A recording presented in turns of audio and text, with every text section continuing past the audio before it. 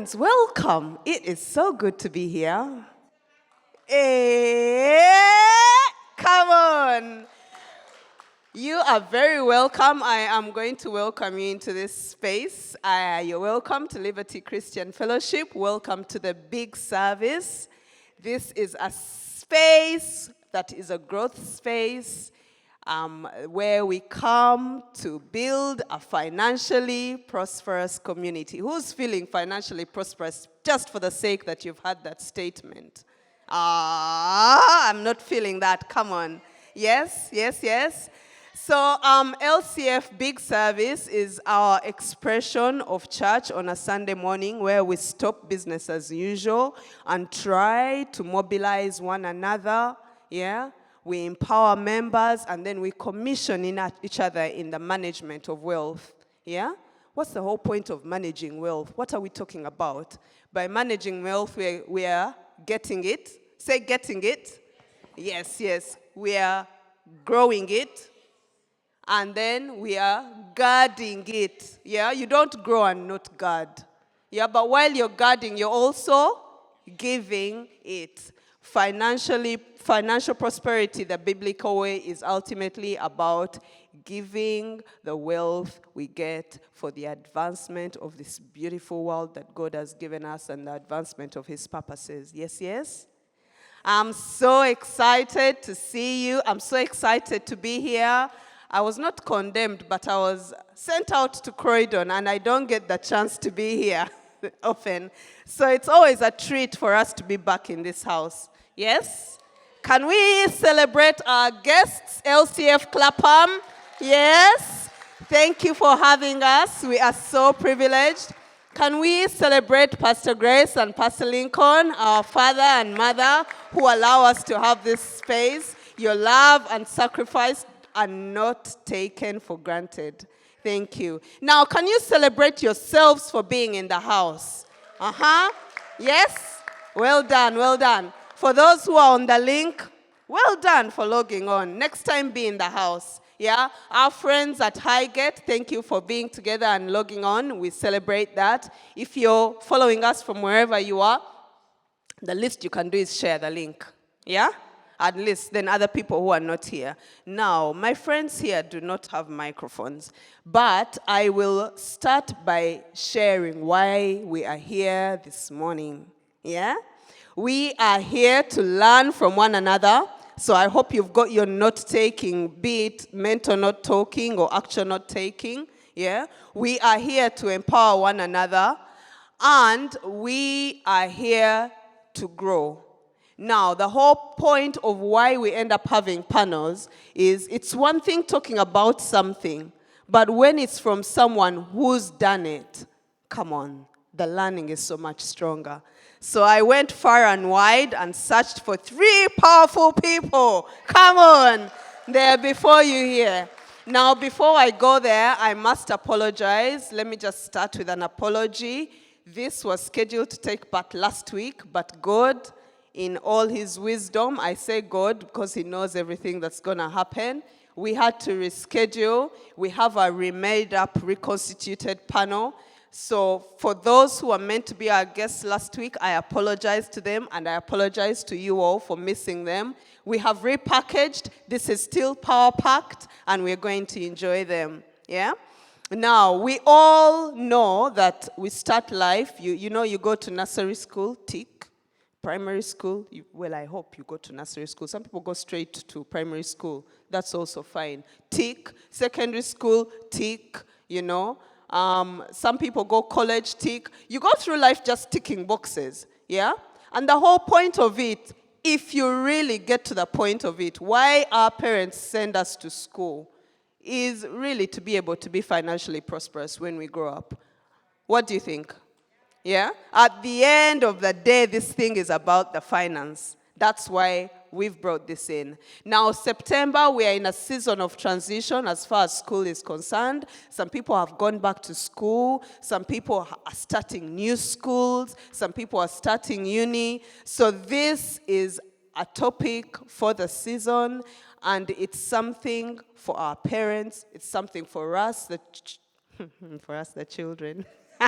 Hey, it's something for us, the children, and it's also something for the wider community because it takes a village. Yes? It takes a village. So I've got 3 guests in front of me. We are going to hear from their experiences.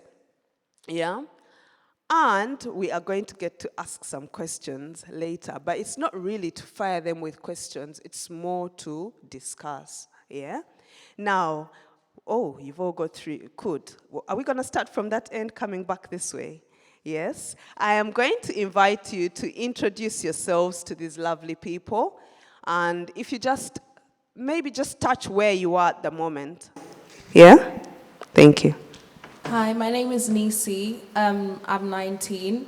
And right now I'm finishing a gap year and I'm going to start dental school at the University of Leeds. Hey, thank you, Nissi. My name is Michael. I'm 20 and I'm currently doing a degree apprenticeship at Bloomberg. Thank you. I'm sure we'll find out more about all these different things.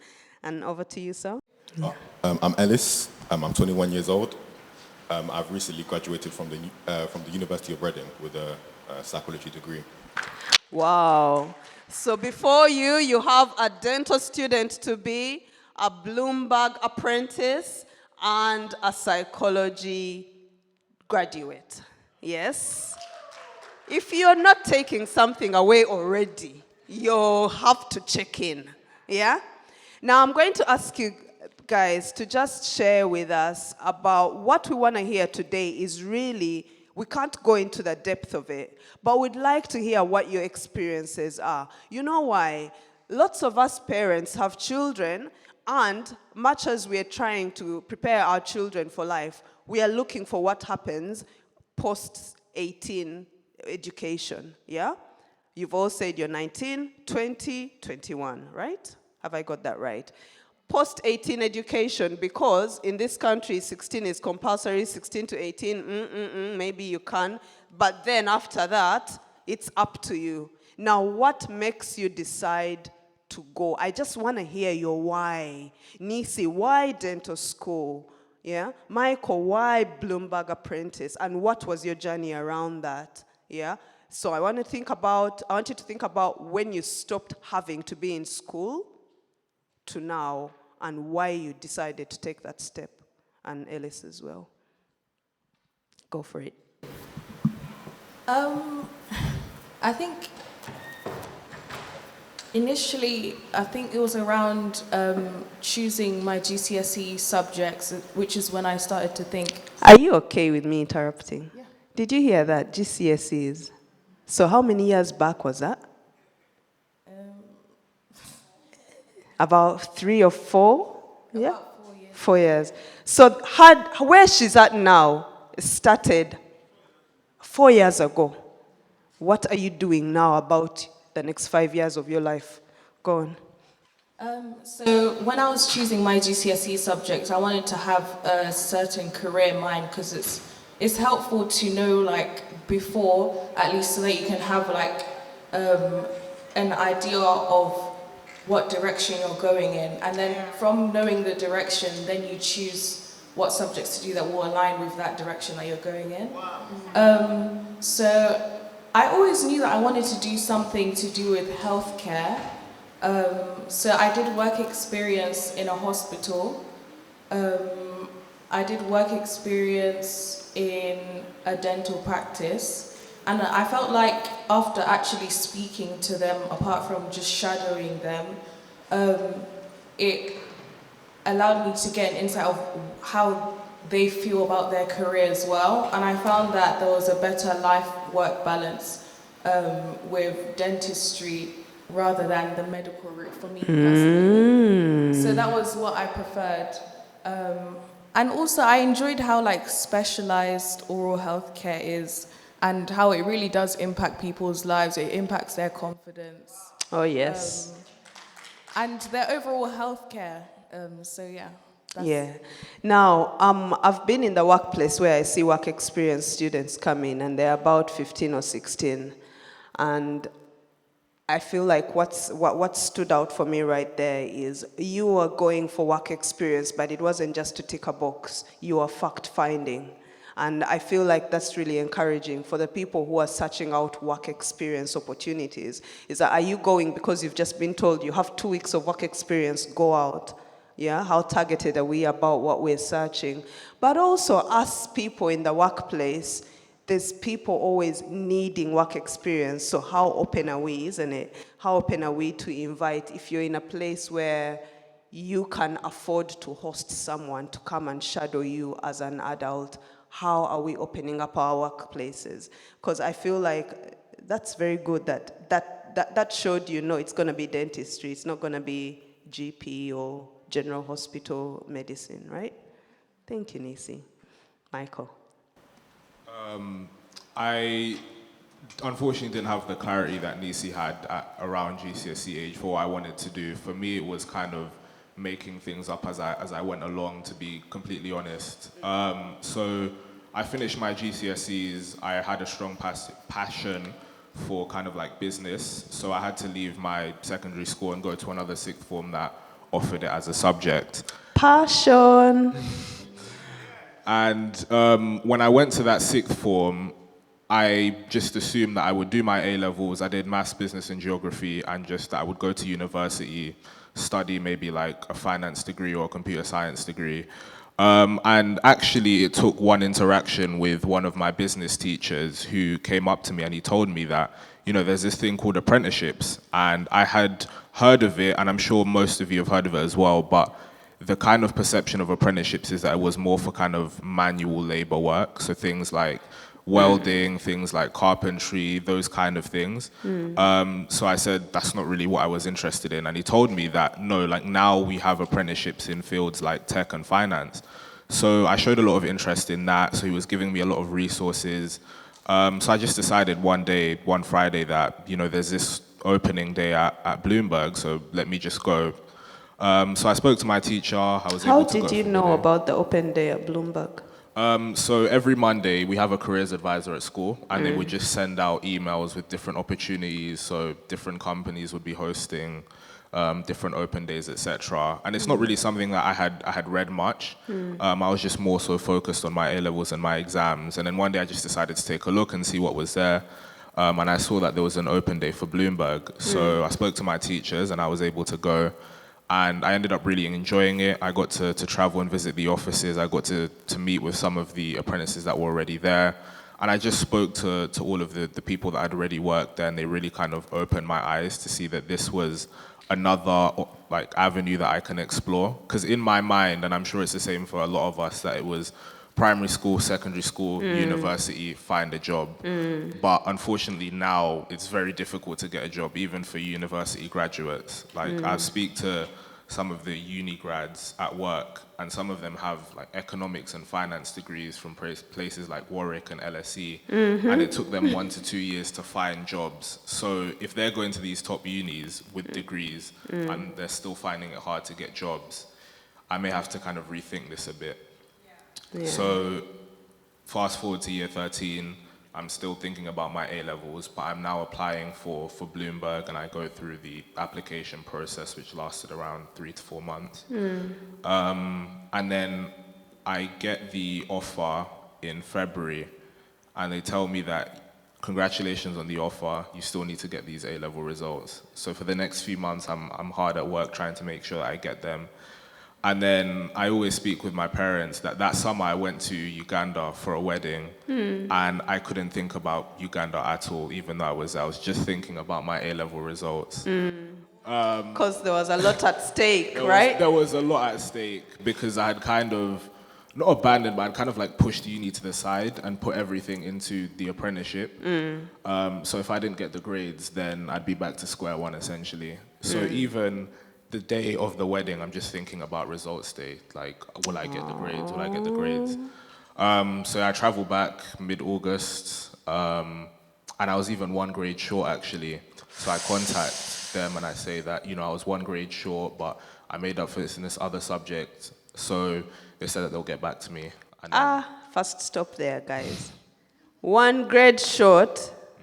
does not mean it's the end of the game. Did you hear what he said? Yeah? He had one grade short, but he still reached out and advocated for himself. Yeah, so, and then there was about a 3-day wait, which was probably the most anxious I've ever been. And then they got back to me on the Monday, and they said that they had accepted me. So I was very, very excited about that. Come on, come on. So yeah, just to kind of summarize, I really only figured out that I wanted to do an apprenticeship at around 17.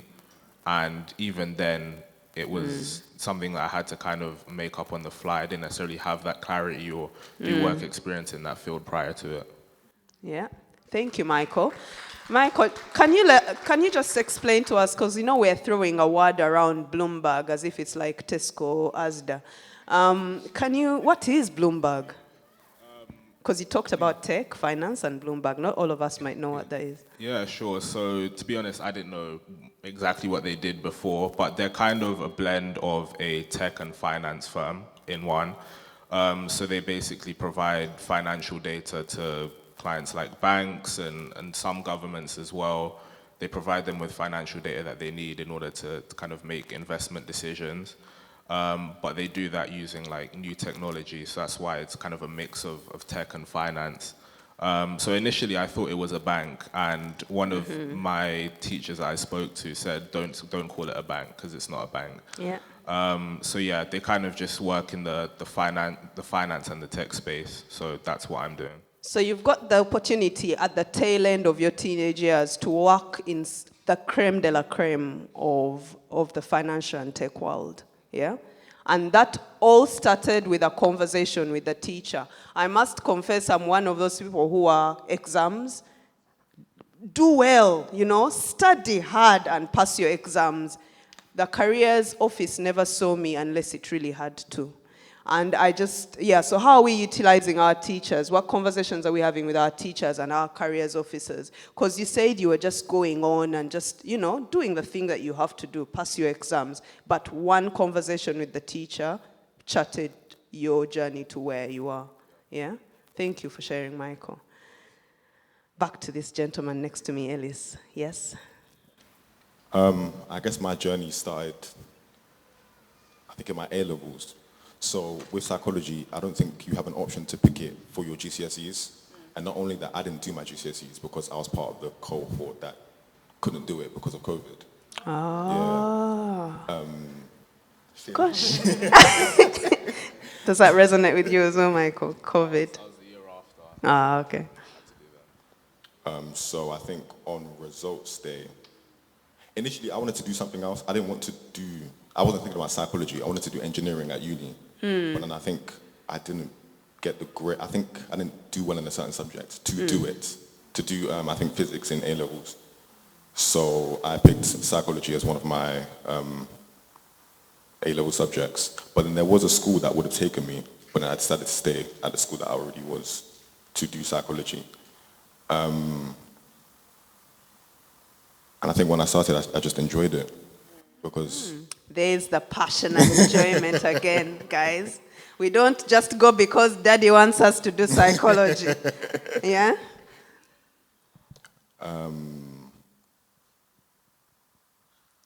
Yeah? So you enjoy it, Yes, you get into it, you make your choice with schools and uni?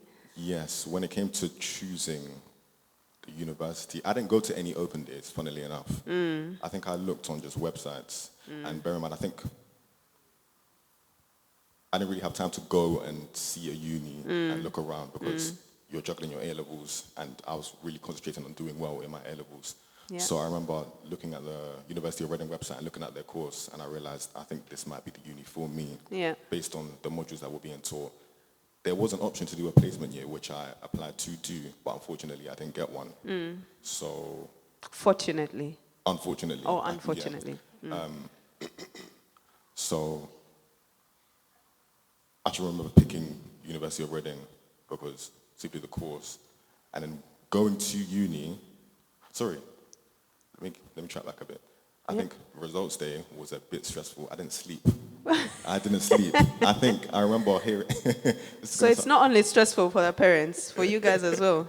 I went to the bathroom a couple times, and I think my dad said, "Oh, Ellis, I heard you get up a couple times last night." Because I was like, "Oh my goodness." D-Days tomorrow.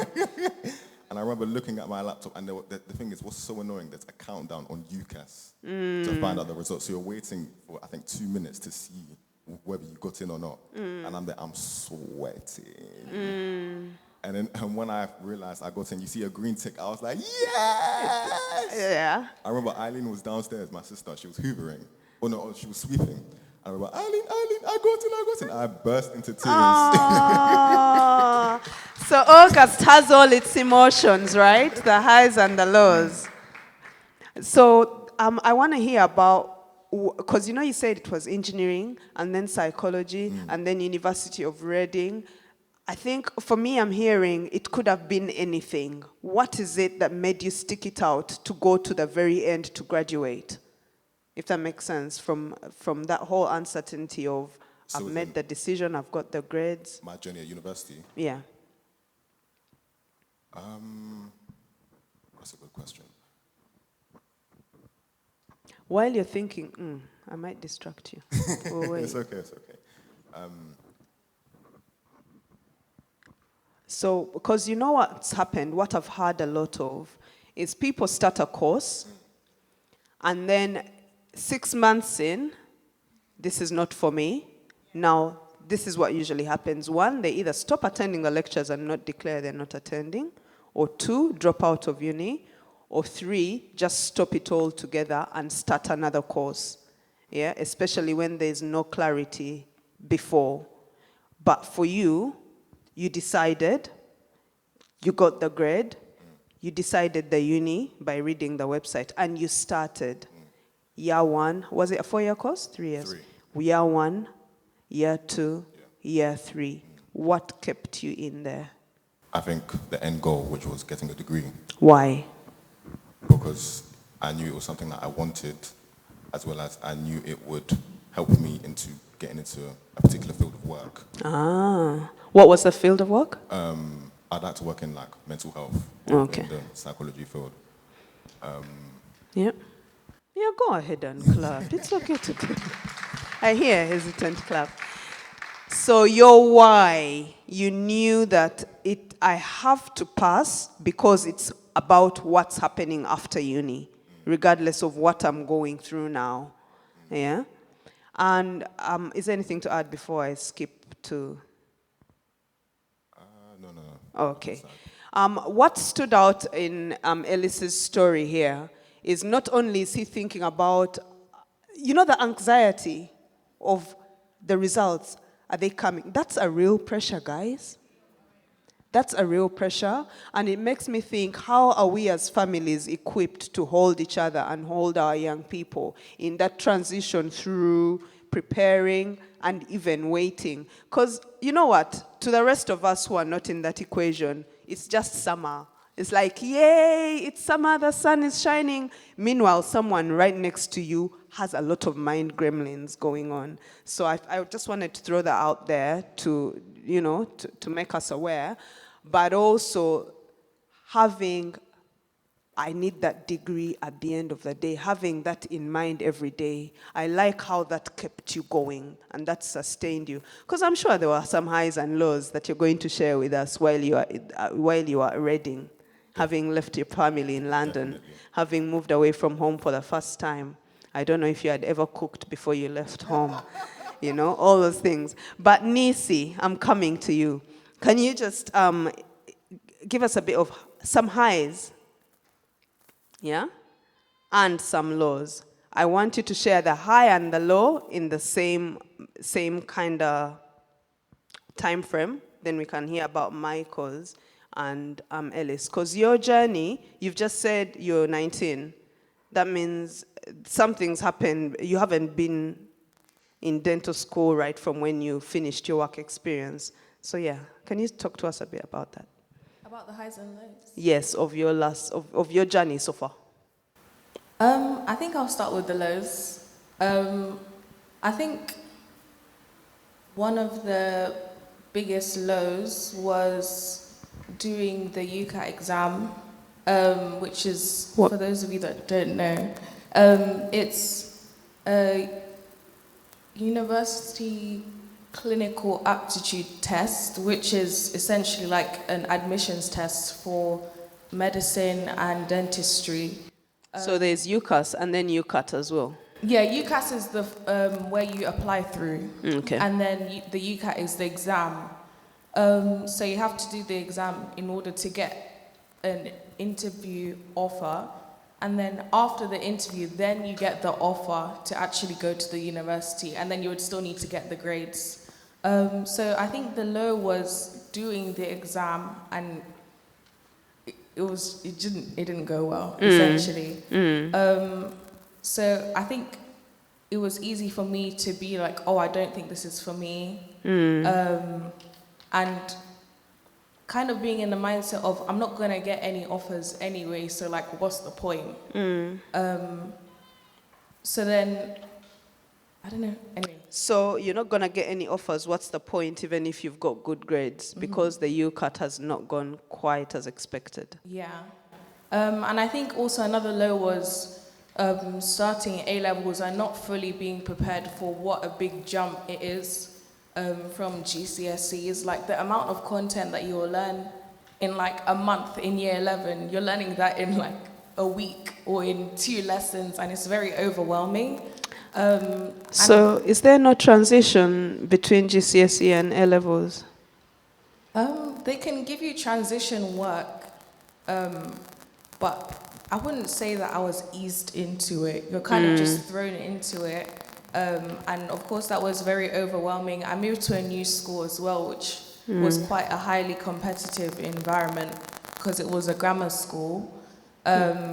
So initially, my first assessments went quite badly. And because it was a new environment, I felt like that would set the tone for how the rest of my time at that school would be. Oh. But I guess it became a high because I ended up taking initiative, speaking to my teachers, getting them to look at my work outside of the work that they had already set us to do.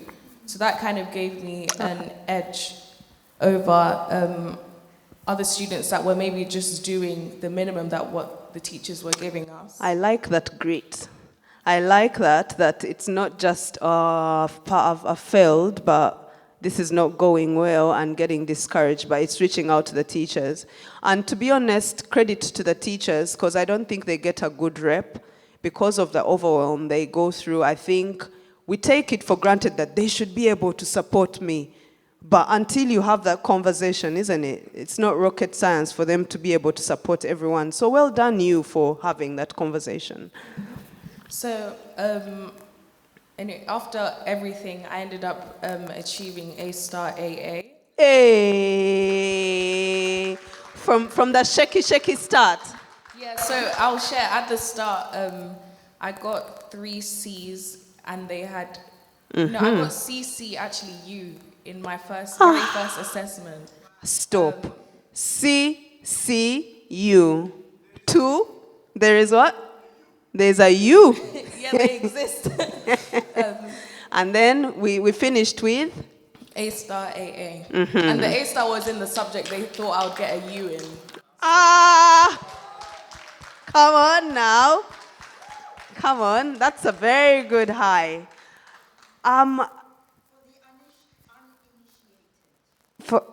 What's a U for those who do not know what a U is? A U is you might as well have not taken this. You might as well have stayed in bed that day. I was very lost. I didn't know.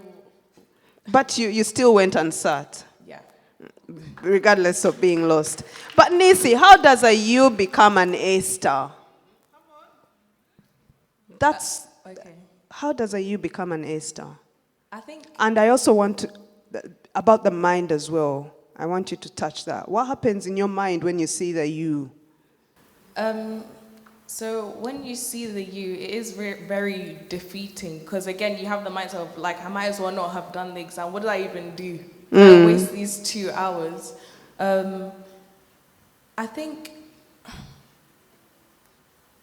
Going from a U to an A star, I kind of had to shift my mindset because when I first started at A levels, I came in with the mindset that I had during GCSEs, that you can kind of just be in lesson, wing it, yeah, wing it. But really, you have to just be locked in from the beginning. Every single lesson, even when you're in the lessons, it's not even that you're learning new things. You need to have pre-read what you're going to learn so that when you're in the lesson, you're just revising.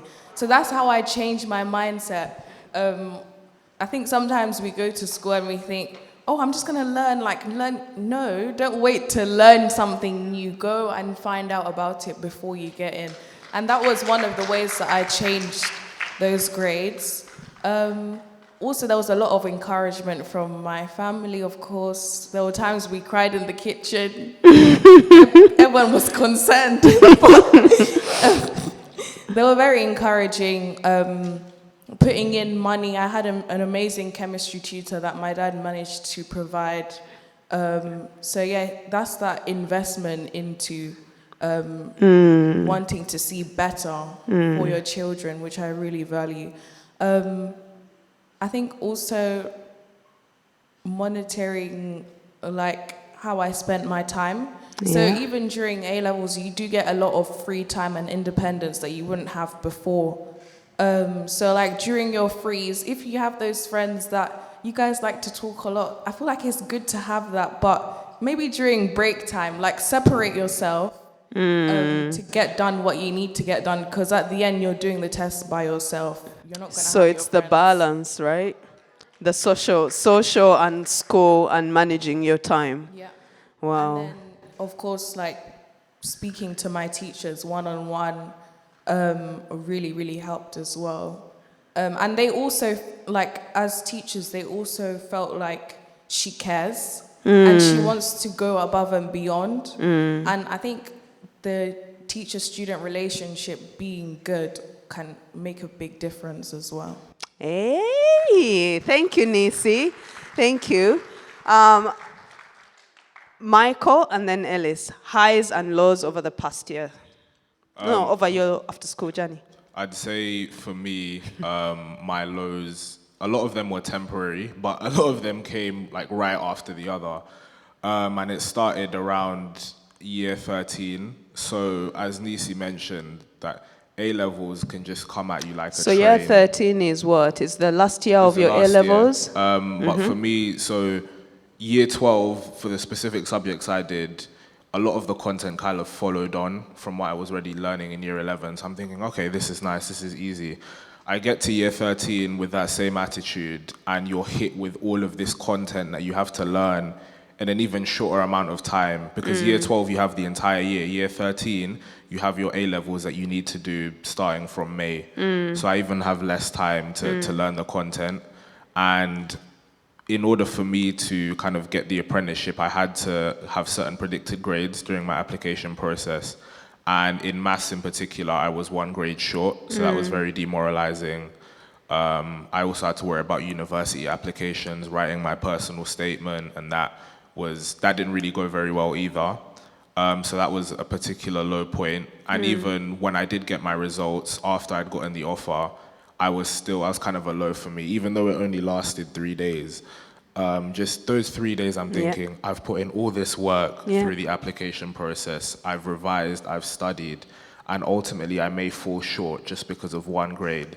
So the whole 2 years may have essentially just kind of been a waste, because with the universities I applied to, I just applied because we had to. But really my intention was getting that apprenticeship. I hadn't really given much thought to anything outside of that. That being said, the highs were the amount of support I received from my family, because I went and I had a conversation with my parents, and I told them that, university is not really... For me. Yeah, it's not the traditional university route, because I say that I will still get a degree at the end of my apprenticeship, so it's not like I'm not going to university at all. But having to kind of explain that this traditional view of education that we've had for decades is not something that I want to do, was a bit of a tough conversation. But I was met with I say unexpected, but I was very grateful for the reception that I got. My parents were very supportive. They prayed for me. My dad did a lot of research and provided me with a lot of resources. My mum sat with me. We talked. We had long conversations about kind of what I want to do and where I see my career going. So I received a lot of support from them, and of course my sister as well. And another high I'd say is just I started working at 18. I had my break from sixth form, and then I started working immediately. And it was tough at first, but I felt very grateful just to be in a position where I'm able to work and study at the same time, and thinking about like the position that I've been put in at such a young age and how it will set me up.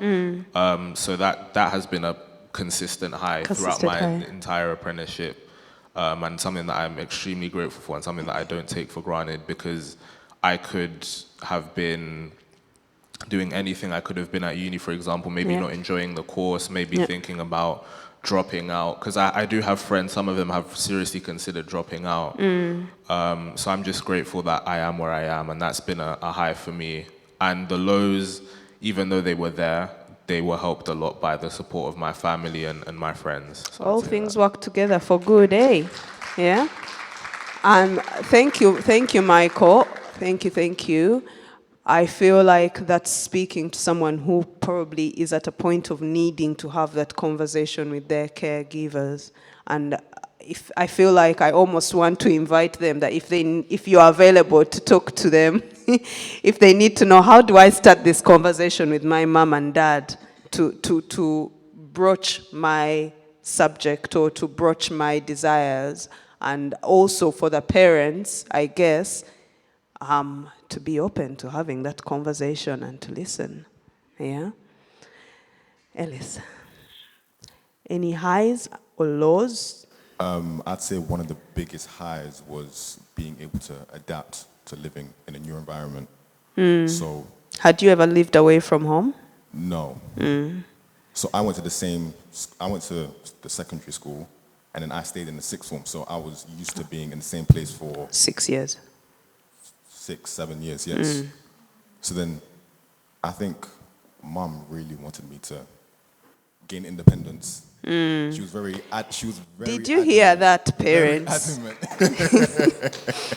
She was very adamant for me and my sister to go out and, learn to live by ourselves, have our own space where we can find out what it's like living somewhere new. Because I remember the day I moved to Reading, and then my parents left me, and I realized I'm alone. In a good way, but in also a bad way. Like, they've gone. I think in a good way, obviously, as I said, you can learn to live by yourself.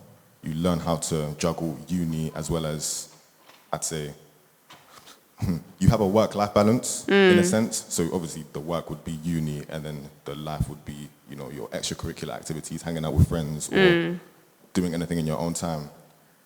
But I think that comes on to the lows, which is, it can be very isolating. So I remember, I think for my first year, the majority of it was okay. But I think when we got to the exam period, I think me and my flatmates, we were all in our room studying. So we got to a point where I wouldn't see some people for a couple days. I'd hear them in But the it's kitchen. good that you were studying. Go on. We would hear each other like go into the kitchen, but we wouldn't interact because we were so focused on getting through the first year. That was a good house. Just saying. Go on. I mean, there were some moments, but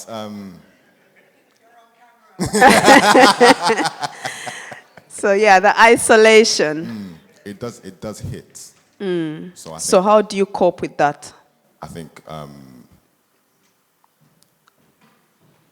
there were two things. I think one, when we finished our exams, I think it was two of my flatmates threw a birthday party celebration, which brought everyone together in a way to kind of celebrate their birthdays as well as celebrate we've finished. Yeah. So it was like we realized we weren't, alone. We were all in it together in a sense. Yeah. I think another, I'd say, tip is to always keep in touch with your friends and family. Because obviously you have friends that you've been to school with, but then they obviously have their own journeys, but it's good to keep in touch. And then also with family as well. I know that me and my family, we had, I'd say, regular FaceTime calls. So it was very nice to have that. Hey, good old FaceTime, eh? Well done. So keeping in touch with your regulars helps ease the isolation in the new environment, is what I've had. I've also had advocacy for independence and also the environment you were in. Much as it was isolating, you were in the house, you all had a common aim, and that kept you locked in. Now, can we have a round of applause for these guys? They've done really well. But this is the point where I invite some questions from those who are privileged enough to be in the house. If they've got any questions or reflections or feedback, we'd like to hear from them.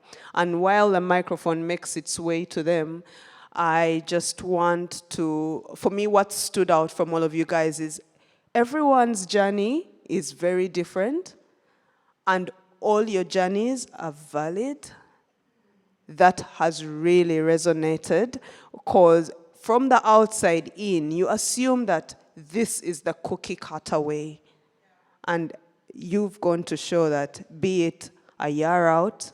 By the way, Nissi, did you make it obvious that you took the year out? Yeah, I didn't think we had that bit. While the microphone, is the microphone in the audience yet? Be it a year out, be it a degree apprenticeship, be it a university degree that ends up, every experience is valid. Now, is there any questions in the audience? Okay. While the observation is coming, Nissi, what do you want to say about your year out? And the reason I've focused on that is because I know there's lots of people who take a year out between transition times. Yeah. I think my year out has had so many highs and lows, but overall I've had so many good experiences. I'm going to try and make it brief. I think it's more, as opposed to recounting it, it's more not what happened verbatim, but what's your experience of it, and would you advocate for it or not?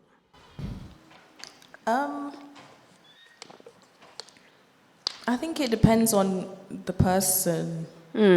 Because I know if I went to university straight away, obviously I hadn't planned to do a gap year.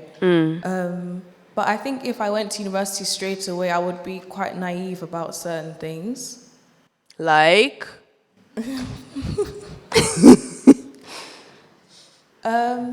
Like navigating friendships. I think over the year, navigating work relationships, friendships, different influences.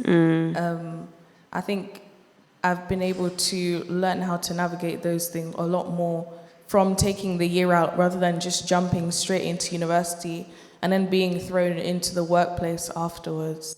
Thank you. So I feel like you made lemonade out of your lemon. You know, I didn't want to take this year out, but here I am. Well done. Yes, miss. I'm sure you've got the microphone now.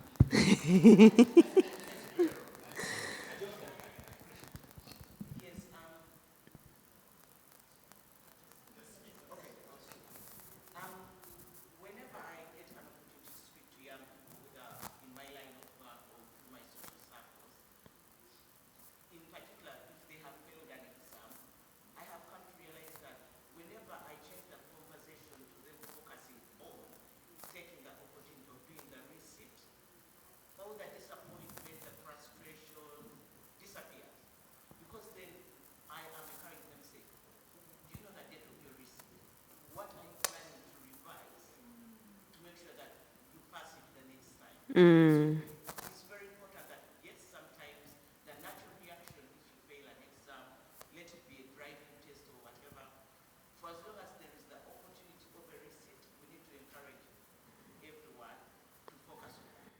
Thank you very much. Just to amplify for those who might be following, basically what Mrs. Chigundu was saying is the failure has happened. Let's move on. That's the past. There's options now. Let's engage the options now in the moment and make lemonade out of lemons. Thank you.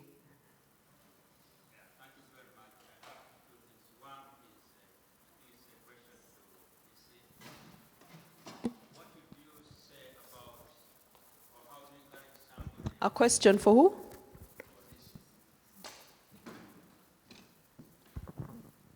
What advice would you give to a young adult who tried, at least for you, you had a dead year and then you picked yourself up? But It was not dead, but I hear you. Okay, no problem. A gap year, fine. So what advice would you give to someone who had a gap year and instead of raising up to pick themselves up, they gave up, and you've said you were able to establish friendship, you worked out on friendship, the workplace and other things. So what would be the way you do guide someone who has been having that many gap years instead of just one? So, Fable, your question is, it started off as a gap year, but it has ended up being perpetual. Yes, and finally, I know that this is just a remark because Nissi says she identified what she could do best. Because I remember when I did a master's in computer science, I was the only student and other students qualified. So on my graduation, I was the only one. Others they graduated in some other areas. So I thought automatically I would get a job because I was the only one. So there is no way the job market would escape me if I'm the only one. But that story was different. So I later realized that I wish I had followed the pathway where many others were. Unfortunately, I was like having a restaurant and you have one customer when somebody has a restaurant and has many customers. So as encouragement, I've worked in many places. I know that I worked in an oil and gas company whereby I was the only black. But those who only had diploma qualifications were earning much more than me. So I want us to remember as well that our very special color attracts a lot of hatred and other things. So if you have one bird in the hands, they say it's better than the man on the tree, but you can have one bird in the hands and you can still follow up and get the second bird. What am I saying is that as you achieve your first degrees, it's also important to look how best you can add on that career progression. It is important because when I did computer science, we didn't have AI. But AI is just in Genesis 12. I think verse 6, that is where Abraham was, like he settled in. So somebody else will come up with the EL, is also in Genesis. After some time, and people turn to that. So people are using what God has prepared, what's supposed to be for us. They just name it and things work. So I just want to encourage you. Thank you. Thank you.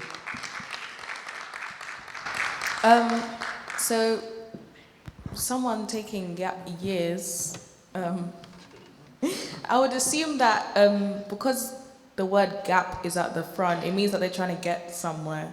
So I think they would just need to think about, where do I want to go? Because otherwise they'll just continue to take gap years. So remembering where they want to go or finding it, pinpointing it.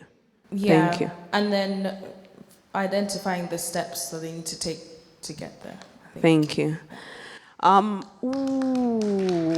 Yes, one last one, please. Thank you. Okay, so just two points. One point is I was for the parents here that do not understand gap year. I was one of those parents that just thought you had to go from sixth form to university and then into a job. Yeah? So most of us African parents know only the traditional route. But it's just to encourage, the parents here that a gap year is not a bad thing. Yeah.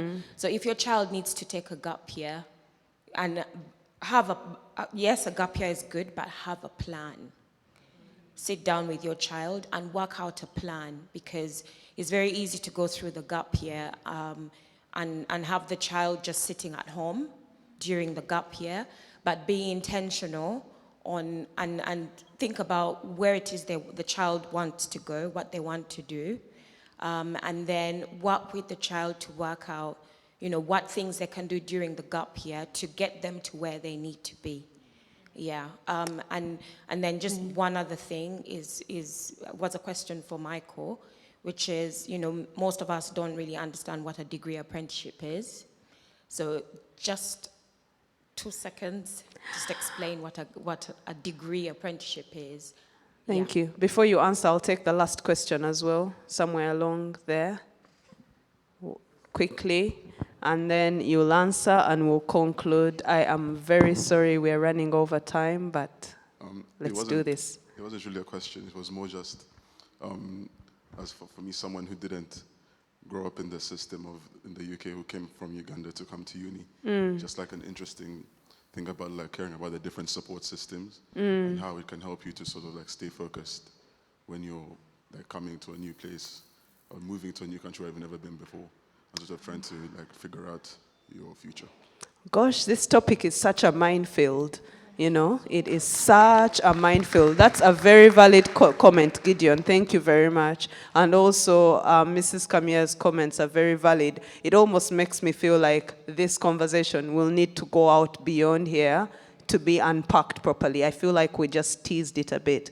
Michael, if you can conclude and then we'll close. Yeah, so very quickly, what a degree apprenticeship is it's a kind of mix of a split between working and studying. So for me specifically, I work 4 days a week, like any other kind of normal employee would work, except 4 instead of 5 days. So Monday, Tuesday, Wednesday, and Friday I'll work as normal. And then on Thursday is my day to study for university. So on Thursdays I'll attend my lectures, I'll attend seminars, do my university work, and then focus on my assignments. So my degree apprenticeship is 4 years, just because I spend less time in uni, so they have to extend it by a year. So the point of that at the end of the 4 years is that you get a degree in whatever field. So my particular one is finance and investment, and then you also have the 4 years of work experience as well. So that's the ultimate aim of the degree apprenticeship. It varies by length. Like most degree apprenticeships are 3 to 4 years. There's ones for master's degrees as well, which are 1 to 2, and there's also other qualifications you can get. But the degree ones specifically are 3 to 4 years.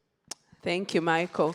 Thank you, thank you, thank you. A round of applause, please, for everyone here and for you all.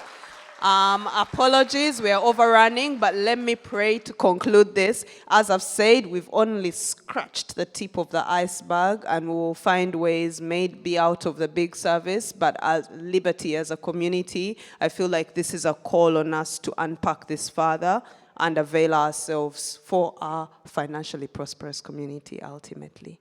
Shall we pray? Dear God, you're a good God. You're a loving God. You're a faithful God. You give us opportunities to learn more from each other. We do not go where we're not meant to be because there's others who have paved the path before us. So thank you for this morning. Thank you for all the lessons that we have gleaned, but also thank you for the journey you've started here. And Father, I speak into the life of every young person who is at a point of transition, that wherever they are, Father, make their paths straight, make their ways smooth, let wisdom be abundant.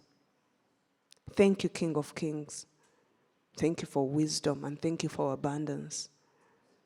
In the name of Jesus, I have prayed. Amen and amen.